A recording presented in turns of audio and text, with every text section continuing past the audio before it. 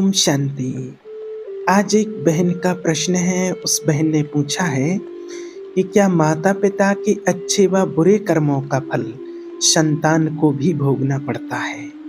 उनका कहना है कि जो माता पिता अगर कोई गलत कर्म करते हैं तो क्या उसका फल उनकी संतान को भोगना पड़ता है। तो देखिए, सबसे पहले तो हमें कर्मों की गति को समझना है। कर्म कौन करता है और कौन कराता है। तो ये तो हम सभी जानते हैं कि शरीर कर्म करता है और आत्मा कर्म कराती है। बिना शरीर के आत्मा कर्म नहीं कर सकती है और ना करवा सकती है। जब शरीर में आत्मा होगी तभी वो आत्मा किसी शरीर से कर्म करा सकती है। और जब शरीर से आत्मा निकल जाती है, जब शरीर छोड़ देती है आत्मा, तो फिर वो शरीर कुछ भी नहीं कर सकता है। ये तो आप सभी जानते हैं कि जिस व्यक्ति के शरीर से आत्मा निकल जाती है, फिर वो व्यक्ति कोई भी कर्म नहीं कर सकता है। आत्मा चली जाती है। तो जो आत्मा है उसने कर्म कराया है। तो जिस आत्मा ने कर्म किया है, जिस आत्मा ने कर्म जिसके द्वारा करवाया है, तो उस कर्म का फल जो होगा, अच्छा हो या बुरा हो, वो उसी आत्मा को मिलेगा। आप इस बात को अच्छे से जान सकते हैं। गीता में भी कहा गया है, जिस प्रकार प्रकाश की ज्योति अंधेरे में चमकती है, उसी प्रकार सत्य भी चमकता है। इसलिए मनुष्य को हमेशा सत्य की राह पर चलना चाहिए। गीता में कहा गया है कि जो अब ज्योति किसके लिए कहा गया है? आत्मा के लिए, कि आत्मा हमेशा चमकती है। बाबा ने भी आत्मा के लिए कितना स्पष्ट करके हम बच्चों को समझाया है। आत्मा का ज्ञान, आत्मा के कर्मों के बारे में कितना स्पष्ट तरीके से समझाया है। परमपिता परमात्मा ने स्पष्ट ज्ञान दिया है। और गीता में भी कहा गया है कि आत्मा अजर अमर अविनाशी है। शस्त्र कोई भी आत्मा को काट नहीं सकता है। अग्नि उसको जला नहीं सकती है। अग्नि आत्मा को कभी जला नहीं सकती है। पानी उसको गीला नहीं कर सकता है और ना ही वायु उसे सुखा सकती है। मृत्यु एक अटल सत्य है, ये तो सभी जानते हैं, और जिसको कभी बदला नहीं जा सकता है। इस संसार का जब से निर्माण हुआ है तब से जन्म और मृत्यु का चक्र चला ही आ रहा है। जिस प्रकार मनुष्य अपने पुराने वस्त्रों को त्याग कर नए वस्त्र को धारण करता है, ठीक उसी प्रकार से आत्मा अपने पुराने शरीर को त्याग कर नए शरीर को धारण करती है। यह प्रकृति का नियम है। तो देखिए, आत्मा कर्म करने के लिए इस शरीर में प्रवेश करती है और आत्मा ने जो कर्म किया है अपनी पूरी जीवन में, इस जन्म में जो भी उसने कर्म किया है, अच्छा किया हो, बुरा किया हो, जैसा भी किया हो, वो आत्मा अपने कर्मों को साथ में लेकर के जाती है।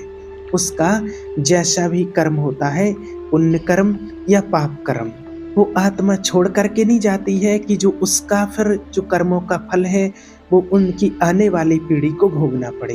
वो फल वो साथ में ही लेकर के जाती है।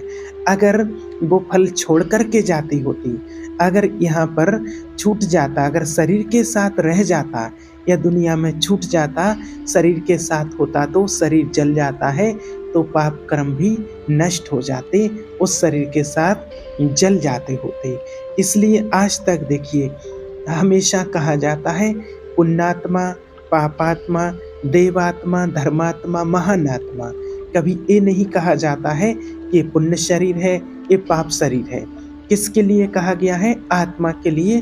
पुण्यात्मा और पापात्मा, यानी कि पुण्य और जो पाप जो रहता है, जो कर्मों का भार फल जो रहता है, वो आत्मा के साथ रहता है और आत्मा अपने साथ ले जाती है। इसी का एक और देखिए प्रैक्टिकल उदाहरण। अगर कोई व्यक्ति जब पानी में जाता है, जैसे नदी हो, तालाब हो, कुआं हो, अगर उसको तैरना नहीं आता है तो वो व्यक्ति उस पानी में डूब जाता है, वो अंदर चला जाता है, डूब जाता है, अगर उसको तैरना नहीं आता हो तो। और जब फिर उस व्यक्ति की मृत्यु हो जाती है तब फिर वो व्यक्ति, उसकी जो बॉडी रहती है वो उस पानी के ऊपर आ जाती है, उस पानी के ऊपर तैरने लगती है।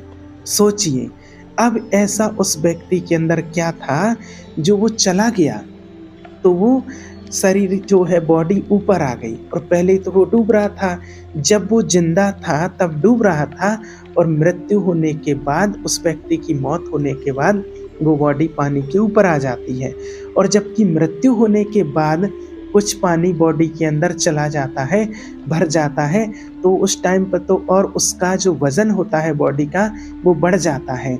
आपने सुना होगा या देखा होगा कि जो व्यक्ति की पानी में डूबने से मौत होती है, उसके पेट से 1 लीटर 2 लीटर पानी निकलता है। मौत होने के बाद देखते हैं लोग कितना पानी भर गया है। तो 1 2 3 जितना भी लीटर पानी भर गया तो उतना वजन और बढ़ गया, और इतना वजन बढ़ने के बाद भी वो बॉडी पानी के ऊपर आ जाती है।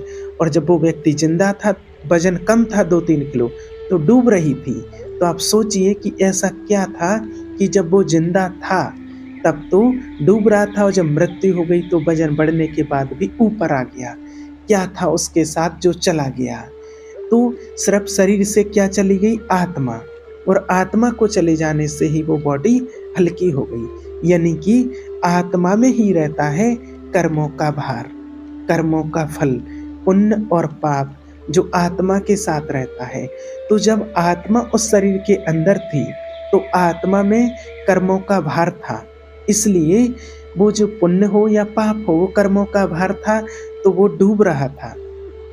वो बॉडी आत्मा के साथ थी तो वो डूब रही थी, और जब आत्मा निकल गई बॉडी से तो वो पाप और पुण्य जो थे तो वो आत्मा लेकर के चली गई। इसलिए वो शरीर, वो बॉडी, वो पानी के ऊपर आ जाता है और वो बॉडी हल्की हो जाती, इसलिए पानी के ऊपर तैरने लगती है। तो कहने का भाव कि जो भी व्यक्ति पाप और पुण्य कर्म करता है तो वो आत्मा में रहता है और आत्मा ही वो लेकर के चली जाती है। इसलिए उसकी कोई संतान को या उनकी आने वाली पीढ़ी को उनके कर्मों का फल नहीं भोगना पड़ता है। जो आत्मा जैसा कर्म करती है, अच्छा या बुरा, वो फल उसको स्वयं ही भोगना पड़ता है। इसलिए आप किसी भी प्रकार के भ्रम में या इस डर में ना रहें कि जो हम कर्म कर रहे हैं उसका फल हमारी संतान को भोगना पड़ेगा। नहीं, आप गलत करेंगे, अच्छा करेंगे तो वो आपको ही भोगना पड़ेगा। आपकी संतान जो कर्म करेगी, पूर्व जन्म में भी वो कर्म कहीं ना कहीं कर रही है, और उसने जो कर्म किए होंगे तो उसके अनुसार वो आपके यहाँ आएगी और जन्म लेगी और वो अपनी प्रारब्ध बनाएगी। हम और आप सब अपने अपने कर्मों के अनुसार ही अपनी प्रारब्ध बनाते हैं, और अपनी प्रारब्ध को ही, कर्मों की प्रारब्ध को ही हम भोगते हैं। अगर ऐसा होता कि अगर एक दूसरे के कर्मों का फल किसी को मिलता तो आज दुनिया में या तो बहुत पापी ही पाप, एकदम पाप ही बढ़ जाता, या बहुत पुण्य आत्माएं ही होती। आप किसी के मार्ग को बदल सकते हैं, आप किसी की मार्ग को चेंज करवा सकते हैं, बता सकते हैं, धर्म और अधर्म का मार्ग बता सकते हैं, उनको कर्मों की गति के बारे में बता सकते हैं, लेकिन उनको अपने कर्मों का फल नहीं दे सकते हैं। वो कर्म का फल आपको ही भोगना पड़ता है, और हाँ, अगले जन्म में भी भोगना पड़ता है।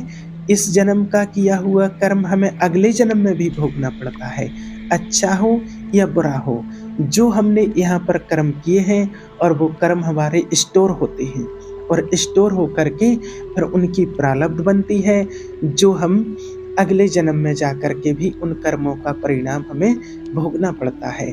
यहाँ पर हम अच्छे कर्म करेंगे तो अगली जगह हमारा अच्छे कुल में, अच्छे घर में, अच्छे परिवार में जन्म होगा, और अगर बुरे कर्म करेंगे, पाप कर्म करेंगे, तो फिर अगला जन्म भी हमारा ऐसे ही जगह पर होगा।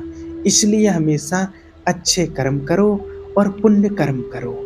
गीता में भी कर्मों की गति को बहुत विस्तार से और बहुत अच्छे से बताया गया है।